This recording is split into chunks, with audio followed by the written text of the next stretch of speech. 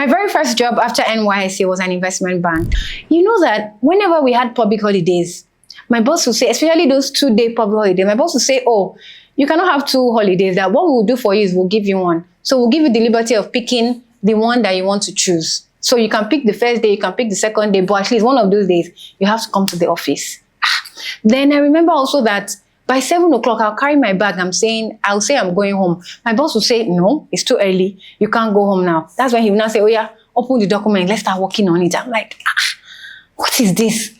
Like, we'll start work from early in the morning. So I called somebody and I said, I can't do this anymore. This place is toxic. Yeah, it was really, really toxic. And so we're going to learn today how to navigate a toxic work environment. Stay tuned. Welcome to Tikky Talks. Tikky Talks is that space where we talk about career, where we talk about business, how to navigate in the workplace, and how to get ahead. Stay tuned.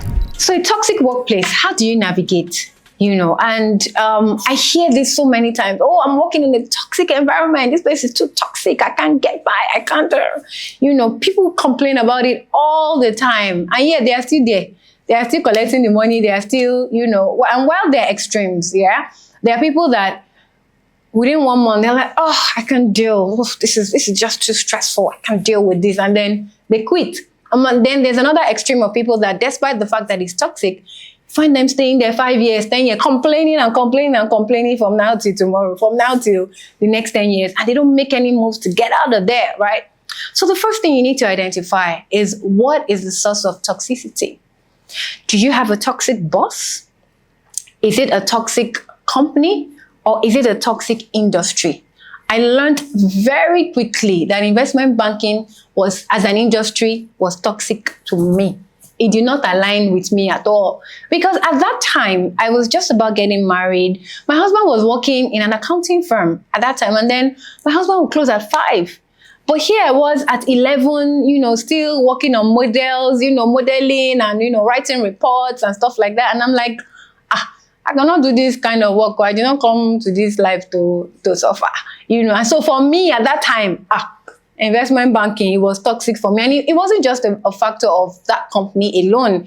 Investment banking generally, and this is even something that they asked me in my interview on that day. They said they have a specific, they don't work 9 to 5. They were clear. They don't work 9 to 5. You know, they work more extended hours because that's how the industry is tailored. So me, I quickly identified that this industry is not for me. Now, I don't want you to get this mixed up with, you know, a lot of times that when you start out your career, right, you probably have to put in a lot more work at the beginning of your career. Why? Because you are learning. Because you're just getting to know the ropes, you know. So sometimes you need to put in that weekend time. You need to put in that, you know, closing late time and all. You are investing into your career. I, however, knew that this was not where I wanted to pitch my tent. I was not ready to be an investment banker in the next 10 years. I didn't see myself in investment banking in the next 10 years, right? Your own might be different. If media is your passion, right? If the particular industry that you're working in, this is the way they work, then you need to tell yourself that, okay, it's not really about this particular company that I'm in. It's really an industry thing. In the industry, this is how we work. You cannot be an actor and you say you don't want to do overnight. You can't. Because there are times when you sleep over for shoots, you know, you travel to different places, you go on set and all that. It's the industry. It's the way the industry is. So you need to identify what is the source of the toxicity. Is it a boss? Is it a particular company? Is it an industry? So I'm starting from the industry perspective. If you have identified that this is how the industry is, then you need to learn to, in quote, adapt to that system. And if you're not okay with it, like I did, I moved to another industry. I moved to the FMCG industry because I knew that for me personally, investment banking wasn't it for me. And so I left. But you cannot expect you alone to change a whole industry's way of working, especially this is how they have been working. So it's 2 things. You either adapt and find ways, you know, to cope, which we'll talk about in this session, or you tell yourself, this industry is not for me. I can't cope here. And I leave. Imagine me at that time telling my boss that, oh, I cannot work till 11 o'clock, oh, that I'm not wired for it and all. And then I quit. Then I go to another investment banking. And then I tell them I cannot work. Then I go to 3 and 4 investment banks and I realize that this is how they all are. at the end of the day, I'm just going to be frustrated. I'm not going to find that ideal place in the investment banking space that fits my own work hours or my own time. Again, I also realized that it wasn't a matter of because I was the newbie, that's why I was working late, or I needed to spend more time to read more, to understand more. No, from the top to the bottom, we all stayed late. Everybody, plus the partners, plus the managers, plus the entry level, everybody. By 8, that's when the office starts buzzing. Somebody is going to buy yapato rice, somebody is going to buy suya, somebody is bringing pizza, another person is playing music and everything. That was when the office actually came alive. There was a vibe in the evening, because that's just how the industry was, and that's how the industry is. And I quickly identified for myself that the industry is not for me, and I moved out. Now, it's a different case if you work in a toxic company, whereby it's not just about one person, but there is a culture of talking down on people. There's a culture of using people. There's a culture of not recognizing the efforts of people. There's a culture of not celebrating people, right? And if you have identified that this is the industry, then this is, if it's a thing of the company, not necessarily the industry, you still want to remain in the industry, you still want to grow and everything. And so it's as simple as identifying that, okay, I actually need to leave this company because this company is not conducive for me. It's not an industry thing. I can find other companies in these industries where I would have a better working condition. Now, the final one is if it's your boss, right? Now, a lot of people, yes, I know that the having a toxic boss can be quite dicey, because the effect of a toxic boss is on you directly. Like, you feel it every single day. Whereas if you work in a toxic industry, you might not feel it on day 1, day 2, because there are other things, the people there can make the work conducive. The company's policies as well can make it conducive and all that. So you might not really feel it. But when you have a toxic boss, it's direct. They almost, especially people that talk down on you, that stress you, that give you more work, that don't recognize the work you do and stuff like that, or don't have the same values as you. So you come to work every day feeling tired, feeling frustrated, like, what is this? I really, really need to leave this place. But the fastest thing that can change is a toxic boss. For a toxic company, you cannot change the company culture. Or the company culture cannot change overnight. It will probably take a new management, a new boss, a new set of managers at the top, a new management committee, before eventually you can change a culture of a company. Toxic industries can almost never change, right? Maybe they change over the course of 50 years when they evolve, when new technologies come in, new ways of working and all that. Yes, maybe they can evolve.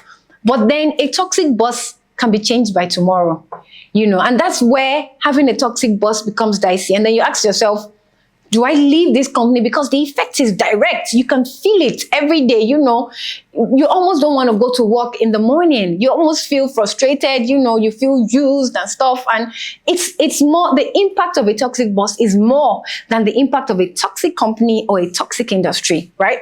And so, but at the end of the day, you ask yourself, okay, what if they move this guy and I get a better boss? And then things become good, things become, bearable, right? So do I want to leave, especially if it's a good company, do I want to leave this company because of the toxic boss? And then maybe 2 months down the line, the guy relocates to Canada, or the guy moves to another department or something else. And you're like, if only I had waited, I would have, still remained in a good company and had, the opportunity to work with somebody that is better and not this toxic person. So the next question you ask yourself is, how do I deal with either a toxic boss, a toxic company, or a toxic industry? So the first thing you need to ask yourself is it really toxic, right? Now, you need to understand that every organization, every company has an element of toxicity.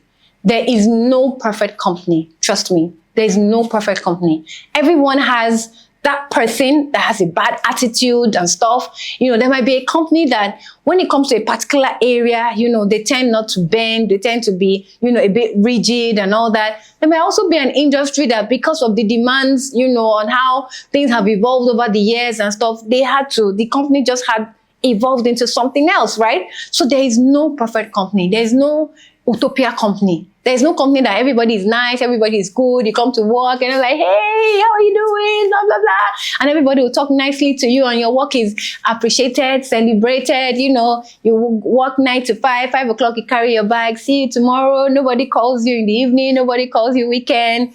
That's utopia. It doesn't exist. It doesn't. So you need to settle it with yourself that I need to separate times and seasons. There are also seasons where you're working on something and that's an intense season and you need to give time at that season to complete a particular project. And you need to be able to separate that. And at that point, people might be on edge, people might be jittery, especially imagine if you're working on $1 million project and you're trying to make a pitch and you're doing a presentation and all that. At that point, your boss might be a bit on edge because he wants to ensure that you get everything correctly. Get all the spellings, get all the facts, get all the numbers, get all the figures, put everything correctly, and they might be a bit on edge at that point in time. But does that make that person a toxic boss? Maybe not. If that attitude is repeated over and over again, yes, and you can say that it's a toxic boss. But you need to be able to separate, okay, these are intense times. These are times that we are under pressure and we're dealing with something. So I need to understand that we are trying to achieve something. Again, there are also companies that at different points in time, you just have pressure periods, where, and they're just people that are bad. You cannot say there will never be any badly behaved person in an organization. They exist everywhere. So even if you leave company 1 and go to company 2, you might realize that company 2 is even worse than company 1. And then company 3 might be even worse than company 2 at the end of the day, right? So you need to know, okay, and settle it within yourself that there's no perfect organization. There would always be organization with flaws here and there. Now, you need to also determine what are your values. Is this company I'm in? Is this boss I'm with? Is this industry I'm in? Does it align with my values? Do I always have to lie to get ahead? Do I always have to misrepresent information? Or is it the person that is sleeping with the manager that is getting promoted? All those things, you need to ask yourself, do my values align with the values of this company? Ask yourself if it's a matter of values or if it's a matter of comfort. The fact that, I don't want to work, I don't like working under pressure. This place is too intense. The work here is too hard, blah, blah, blah. Yes, I know. In hindsight, thinking about it, if I was to pick up a job right now, I may not turn down the investment banking job. So don't let your view of working under pressure and the demands of a job make you decide in a moment that I don't want to do this. For me, at that point in time, investment banking wasn't in my future at that point in time. And I made that decision and I'm happy that it turned out well for me. But you need to have a goal at the end of the day to say, okay, this is where I want to go. These are my values and I'm not going to compromise on my values. I'm not going to lie. I'm not going to be dishonest. I'm not going to misrepresent figures. I'm not going to sleep around. I'm not going to say things that are not true just because I want to keep my job and I want to make money. So make sure that it's not a values thing. So make sure that your values are kept intact. Yes, you might be in a toxic place and all that, but make sure that your values are not being tampered with, right? The next thing for you to do is, my brother, my sister, start planning your exit. If you realize that this is a toxic company, this is a toxic industry, or it has gotten to a certain level with your boss that, you're like, this is getting too much, right? And again, you need to determine what is my breaking point. What is my no, I'm not going to take this, right? I'm not going to take if sexual harassment enters into the picture. I'm not going to take it. I'm not going to take it if, I'm asked to lie, I'm asked to make a presentation that is not true. I'm not going to take it, right? And so when you start planning your exit, it doesn't mean that you should carry your bag today and say, I'm not doing it again. To hell with all you people, throw their laptop away, and all that. What I said was plan your exit, right? So when I was in investment banking, what I used to do is I will come to the office at 7 a.m. and then between 7 and 8, I use that time to apply for jobs. So I started looking, I applied for any and everything. Insurance, banking. Well, I didn't apply for banking because I knew I didn't want to be a banker. But I just can't, vacancies and all. And then I knew I wanted to leave. But at the same time, I didn't want to just shut the door and say, I'm not doing it again, So I started applying until I eventually, I got another job. And then I was able to give the notice period to say, okay, I need to leave. But I had secured my next job before I shut the door on this job. And I made sure that I shut the door gently. So start planning your exit. Start talking to people, start looking out for vacancies, start putting out your CV, go on LinkedIn, update your LinkedIn profile and all that. Make sure that you are able to effectively plan your exit. Next thing you have to do is find your happy place. Yes, you're in this toxic environment and, it can be discouraging and all that, but what is that thing that gives you joy? And focus on it. Is there a certain colleague that, you guys can talk about it and you can, let out your frustrations and all to this person? Go to this person, have a nice conversation, come back to your work and do it. Does music help you relax? Play music, plug your ears, play the music, listen to it, do your work. Would you rather do your work in a meeting room away from other people? Then do so, right? But make sure that you don't lose your joy in this environment. Find that your happy place and secure it. Secure it. Look for something that makes you happy. Do you like going on? Do you like playing football? Going on tours, visiting places, watching movies and all that. Ensure that you are investing in your emotional and mental well-being. Don't let this place that you're working in drain you and drag everything from you. Be constantly pouring into that emotional bank so that emotionally you are quite stable. Yes, you might not be where you want to be, but it's not like this workplace is sucking and dragging everything from you at the end of the day. And finally, be vocal about what you don't like about the organization. Now, I said be vocal, not be disrespectful, right? So you need to voice your concerns. Tell it to your boss. If you're having open session, mention it. Okay, this, and this. Sometimes you realize that the decisions that the organization is taking is because of some pressure they also are under. It might be a decision on money. Okay, I'm not getting paid well. They are paying me a very meager salary and all that, and then you might realize that, oh, maybe the company is even making a loss. And the salary that they are even paying you, they're eating into, previous year's profits to be able to pay you salary. It happens. It does happen, right? Don't be disrespectful. Don't because somebody is talking down on you in a certain way, you two are talking back, another way. But, try and communicate your displeasure. I once heard of a story of a boss that, was very upset, very angry, shouting on people and everything. And then, the subordinate actually had a conversation with him.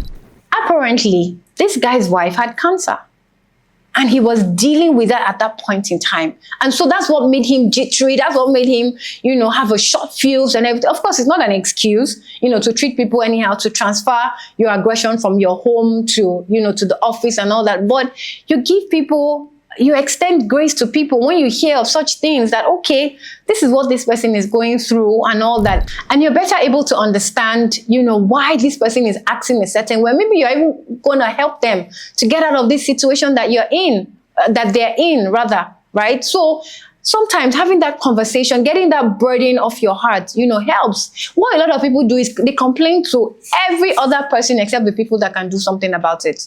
They complain to every other person. So they complain to their friends, they complain to somebody in another company, they complain to blah, blah, blah. But how about giving a suggestion? In the companies, if the company has an HR that has a forum where you can speak about ways that can be improved and stuff. Those are things where you voice things out. Not everything is do or die. It's not like, oh, this company, this person is like this, and that's how they will be forever. Sometimes people really don't know. They don't know. They don't know the impact of their actions on other people. They don't know the impact of, the policies that they are taking. So voicing out, it might not help you in the immediate, but it's a journey to get in the company, to get in your boss, to get in, the industry, hopefully, to where they should be at the end of the day. So I hope today you've learned a thing or two about dealing with a toxic work environment. And I hope you will take steps, if you're working in such an environment, take steps to, come out of it eventually and even help the organization to come out of it. Please don't forget to like, share, and subscribe to Tikky Talks. Till I come your way again, it's Orolu Adekoya signing out. Bye.